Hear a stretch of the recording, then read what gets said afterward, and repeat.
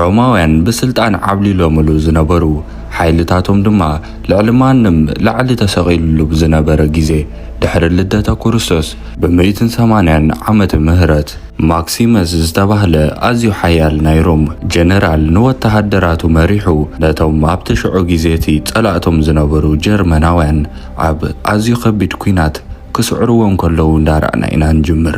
ድሕሪ ተዓወት እውን ንጉስ ናይ ሮም ዝነበረ ኦሪልየስ ዝተባህለ ሽማግለ ሰብኣይ ይመጽእ እሞ ብዓወት ስለ ዝዛዘመ ንማክሲመስ እንታይ ክገብረልካ ትደሊ? ዝደለኻዮ ሕተተኒ ከም ሽልማት ነዚ ዘጓነጸፍካን ዓወት ክብል ዝደለኻዮ ክገብረልካን ክፍጽመልካን ኢሉ ሓቶ። ማክሲመስ ድማ ንነዊሕ ግዜ ብሰንኪ ውትህድርና ኣብ ደቁን ሰበይቱን ተፈላለዩ ስለ ዝነበረ ሓንቲ ዝበህጋ ነገር ንስያ ነይራ። ስለዚ ድማ ነቲ ንጉስ ናብኦም ክኸይድ ዕረፍቲ ፈቐደለ ኢሉ ሓቶ። ገና ዘረብኦም ከይወድኡ ግን ድሕርቲ ኩናት ኩሉ ነገር ምስ ተወድአ ኮሞዶስ ዝተባህለ ወዲ ንጉስ ይመጽእ ናብቲ ቦታ እሞ ነብኡ ብምድንጓየ የቕሬታ እንተኾነ ግን ዓወት ስለ ዝረኸብኩም ኣዝየ ተሓጒሰ ኢሉ ሓጎሱ ገልጸሉ ንንጉስ ኦሬልየስ። ንጉስ ኦሬልየስ ግን በቲ ወዲ ዘርእዮ ባህሪ ሕጉስ ኣይነበረን ብውሽጡ። በዚ ምኽንያት እውን ንምሸቱ ኩላቶም ዓሪፎም ከለዉ ብወተሃደራቱ ገይሩ ንማክሲመስ የጸውዖ እሞ ሓደ ዓበ ክብሪ ክህቦ ከም ዝሓሰበ ነጊሩ ንሱ እንዳዓበየን እንዳኣረገን ይመጽእ ብምህላው ቀጻሊ ንጉስ ንሱ ንክኸውን ከም ዝመረጾ ይሕብሮ። እንተኾነ ግን ማክሲመስ ወድኻ ከሎ ንሱ ከሎ ከመይ ጌርዓ ንንጉስ ክኸውን ኣይክእልን ይብሎ። ንጉስ ኦሬልየስ ግን ወደይ ከምዛ ትርእዮ ፈራሕን በቕባቕን እዩ። ኣብ ዝኾነ ይኹን ኪናት ከማን ኣብ ሰዓቱ ይርከብኒ። ስለዚ ሓላፍነት ተሰኪሙ ነዚ ህዝቢ ከሳግሮ ዝኽእል ኢለ ዝመረጽኮ ንስኻ ጥራይኻ ኢሉ ይነግሮ። ወዲ ንጉስ ኮሞዶስ እውን ነዚ ምስ ሰምዐ ናብ ኣቡኡ ይመጽእ እሞ በዚ ዝፍጠር ዘሎ ጉዳይ ሕጉስ ከም ዝኾነ መሲሉ ነብኡ ሓቒፉ ትንፋስ ክሳብ ዝሓጽሮ ዓፊኑ ይቆትሎ። እዚ ኩሉ ጉዳይ ክፍጠር ከሎ ማክሲመስ ደቂሱ እዩ ነይሩ ገዝኡ። ወተሃደራት መጺኦም ንማክሲመስ ኣተሲኦም ናብቲ ሓድሽ ንጉስ ኮይኑ ዘሎ ነብኡ ቀቲሉ ናይ ንግስና ክብሪ ዝሓዘ ኮሞዶስ ይወስድዎ እሞ ኮሞዶስ ድማ ኣቦይ ብሃንደበት ሞይትኒ፣ ሕጂ ድማ ንጉስ ኣነ ክኸውን ዘለኒ። እስኻ ድማ ቅድሚ ሕጂ ነቦይ ተገልግሎ ስለ ዝነበርካ ሕጂ ኸንዓይ ከተገልግል ፍቓደኛ ዲኻ ኢሉ ሓቶ። ማክሲመስ ግን ጥዑይ ዝነበረ ሰብኣይ ሃንደበት ከመይ ገይሩ ክመውት ይኽእል ኢሉ ናብቲ ርእስኡ ቀሪቡ ክፈትሾ ይጅምር እሞ ካብቲ ዝረኣዮ ነገራት እውን ንጉስ ብዝኾነ ይኹን ሕማም ሃንደበታዊ ከም ዘይሞተን ኮነ ኢሉ ባዕሉ ወዲ ቀቲልዎ ክኸውን ከም ዝኽእል ገሚቱ ስለ ዝነበረ ንዕኡ ንኸገልግሎ ፍቓደኛ ከም ዘይኮነ ገሊጹሉ ይኸይድ። ብዘይብኡ ብቕንዒ ጣዕ ኢሉ ዘሎ ኮሞዶስ ድማ ብሕርቃን መሊሱ ንወተሃደራቱ ንማክሲመስ ኣሲርኩም ናብ በረኻ ወሲድኩም ክሳዱ ቆሪጽኩም ቅተልዎ ኢሉ ይእዝዞም።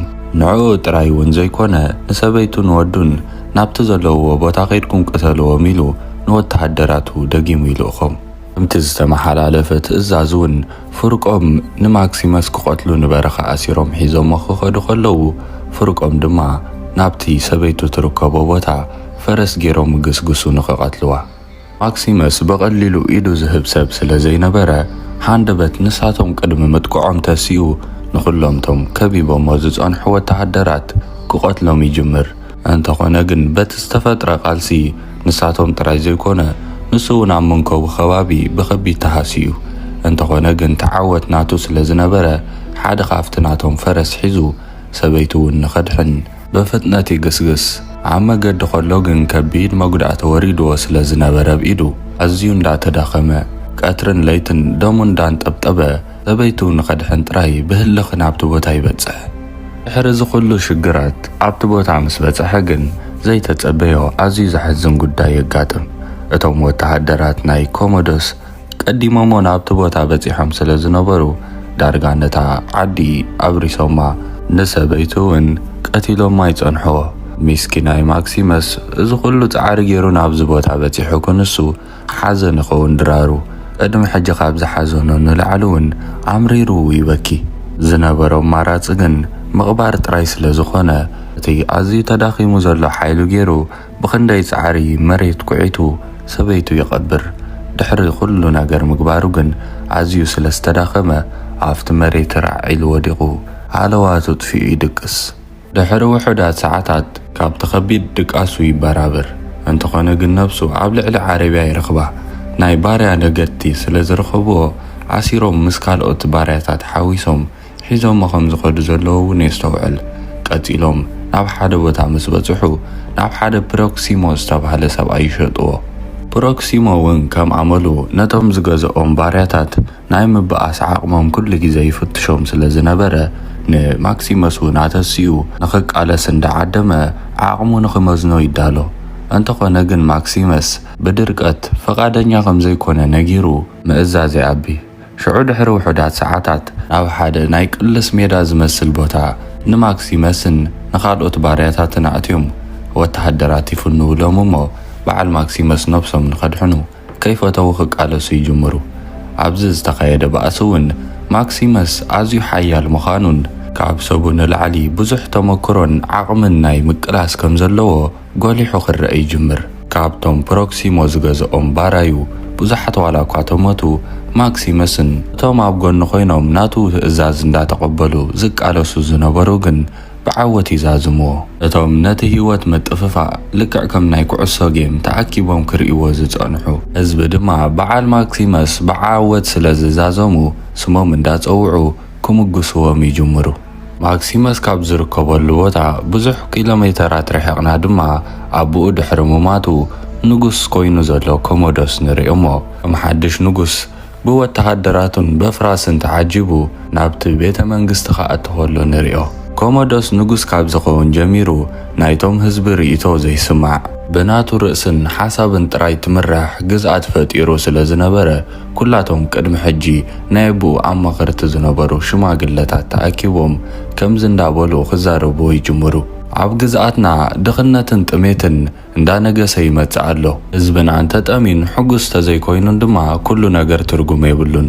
ስለዚ ገለ ነገር ጌርና እዚ ጉዳይ ክንፈትሖ ኣለና። ከምዚ እንተቐፂሉ ግን እዞም ህዝቢ መሪርዎም ኣብ ልዕለና ተቃውሞ ልዒሎም ንዓብ ከተስኡ ይኽእሉ እዮም ይብልዎ። ኮሞዶስ ግን እቲ ህዝቢ መታን ንዓብ ኸየልዕል ንነዊሕ መዓልታት ኣድህቦኦም ሰሪቑ ብኻልእ ከም ዝሓስቡ ክገብሮም ዝኽእል ነገራት ከም ዝሓሰበን ነዚ ነገር እዚ ንምትግባር ድማ እዚኦም ብዙሓት ተቓለስቲ ኣኪቡ ናብቲ ሃገር ኣምፂኡ ን150 መዓልታት ዝኣክል ዝጸንሕ ውድድራት ንኸካይድ ከም ዝሓሰበ ይሕብሮም። ማክሲመስ እውን ብወገኑ ከም ባርያ ዋላ እኳ ተታሒዙ ተኣሲሩ ምስ ዝተፈላለዩ ሰባት እውን ቃልሲ ተገጠመ። በቲ ዝነበሮ ብቕዓት ግን ሰባት እንዳፈተውዎ ስሙ እውን ኣዝዩ እንዳገነነ እዩ ዝመጽእ ዘሎ። እቲ ፕሮክሲሞ ዝተባህለ ዝገዝኦ ሓላፊኡ እውን ድሕሪ ውሕዳት መዓልታት ኣብ ሮማ ዝካየድ ን150 መዓልታት ዝጸንሕ ናይ ሰይፊ ቅልስ ከም ዘሎን ናብዚ ቦታ ከይዱ ዓወት ከመዝግብ ከም ዝኽእል ብኡ ከም ዝተኣማመንን ሒዝዎ ክኸይድ ምስ ካልኦት ወተሃደራት ከም ዝመደበን ይነግሮ። ማክሲመስ ናብቲ ክቆትሎ ዝሓሰበ ንጉስ ዝርከበላ ዓዲ ይኸይድ ምህላው ኣተሓሳሲብዎ ኣቐዲሙ እንታይ ዓይነት ጥበባት ክጥቀም ከም ዘለዎ ክሓስብ ይጅምር። ድሕሪ ዝተወሰነ መዓልታቱን ፕሮክሲሞ ከምቲ ዝበሎም ንማክሲመስን ነቶም ካልኦት ወተሃደራቱን ሒዙ ኣብቲ ውድድር ክካየደሉ ዝተባህለ ቦታ ይበጽሑ። ነቲ ኣዝዩ ዓብ ስታድየም እንዳረኣዩ እውን እቶም ካልኦት ወተሃደራት ክግረሙ ከለዉ ንርኢ። ኮሞዶስ ዝመርሖም ህዝቢ ብጥሜትን ድኽነትን እንዳተሳቐዩ ኣብ ዘይምቹእ ህይወት ዋላ እኳ ተነበሩ። ኮሞዶስ ግን ዘይረብሕ ነገር ክገብርን ምስቲ ንእሽተይ ወዲ ሓፍቱ ሉሽየስ ጊዜኡ ከባኸን እዩ ዝውዕል ነይሩ። እዚ ተግባራቱ ድማ ንኹላቶም ኣብ ዝርእዩ ዘለዉ ሽማግለታት ኣማኸርቱን ነታ ሉሲ ዝተባህለት ሓንቲ ሓፍቱ ከይተረፈ ኣዝዩ ዘሕርቖም ነይሩ። ንጽባሒቱ ናይ ውድድር ሰዓት ይኣክል ማክሲመስ እውን ነዊሕ ድሕሪ ምሕሳብ መታን ኮሞዶስ ከይፈልጦ ኣብ ርእሱ ናይ ሓፂን ማስክ ገይሩ ናብቲ ናይ ውድድር ሜዳ ይወፅእ። ኣብቲ ዝተኻየደ ቃልሲ እውን በቲ ናይ ቅድሚ ሕጂ ዝነበሮ ብቕዓትን ናይ ውትህድርና ስልትን ነቶም ምስኡ ዝነበሩ ወተሃደራት ማክሲመስ እንዳኣዘዞም ንመወዳድርቶም ከም ዘይነበሩ እንዳደምሰሱ ዓወት ይዛዝምዎ። እዚ ምኽንያት እውን ናይ ፕሮክሲሞስ ወተሃደር ኣዝዮም ሓያላት እዮም። ብፍላይቲ ናይ ሓፂን ማስኬራ ገይሩ ዘሎ ኣዝዩ ሓያል ብምባል እቶም ህዝቢ የስተውዕልሉ እቲ ንጉስ ኮሞዶስ ከይተረፈ ኣዝዩ ተገሪሙ ይጥምቶ። እንተኾነ ግን ማስኬርኡ ስለ ዘይወፅአ መን ምዃኑ ክሳብ ሕጂ ይፈለጠን ዘሎ። ኮሞዶስ ብቕዓት ናይ ማክሲመስ ኣብ ወንበር ኮንካ ዝጣቕዓሉ ጥራይ ኮይኑ ስለ ዘይረኸቦ ኣብ ታሕቲ ናብቲ ሜዳ ወሪዱ ከድንቆ ይቐርብ። ነዚ ዝረኣየ ማክሲመስ ድማ ንዑ ዝሰግደሉ መሲሉ ተንበርኪኹ ኣብ መሬት ዝነበረ ካራ ልዕሉ ክሸኽለሉ ይዳለው።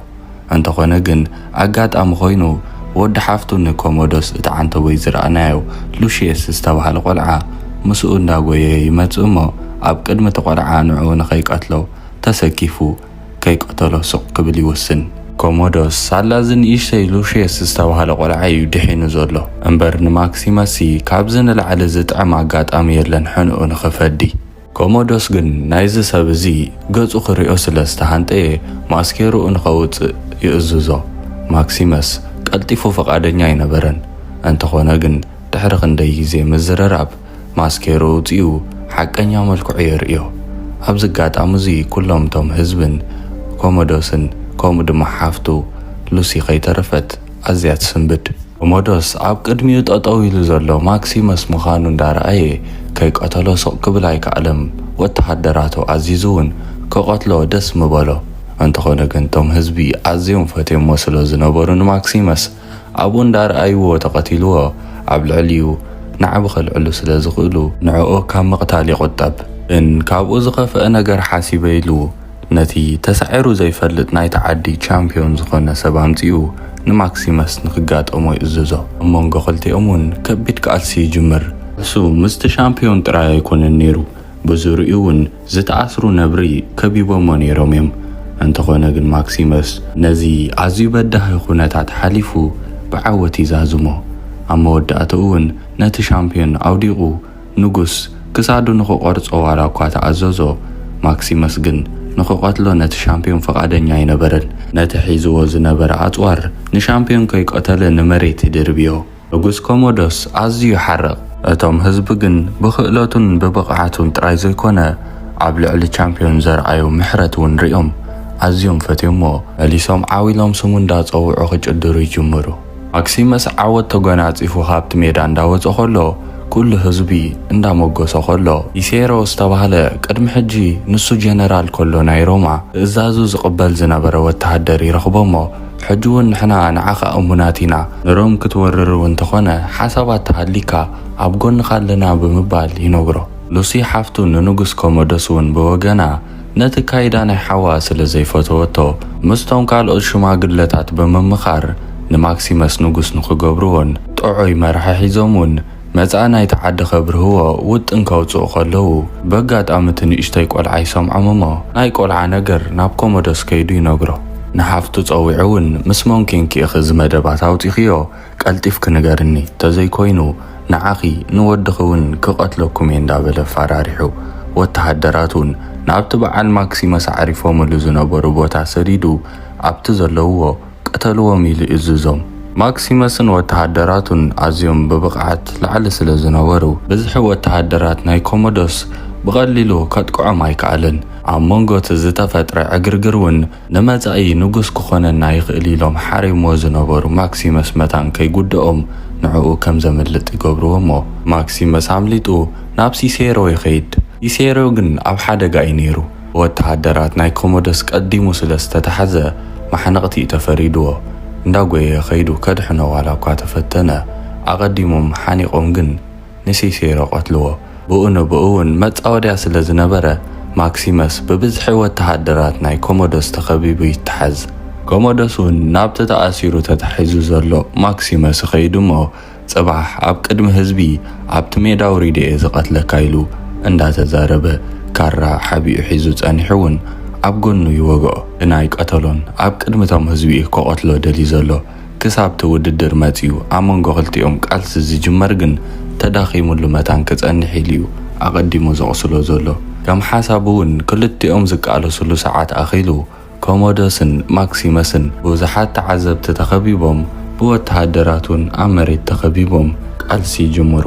ነገር ግን ማክሲመስ ተራኺሙ ስለ ዝነበረ ከምቲ ናይ ቅድሚ ሕጂ ምስ ሙሉእ ብቕዓቱ የለን።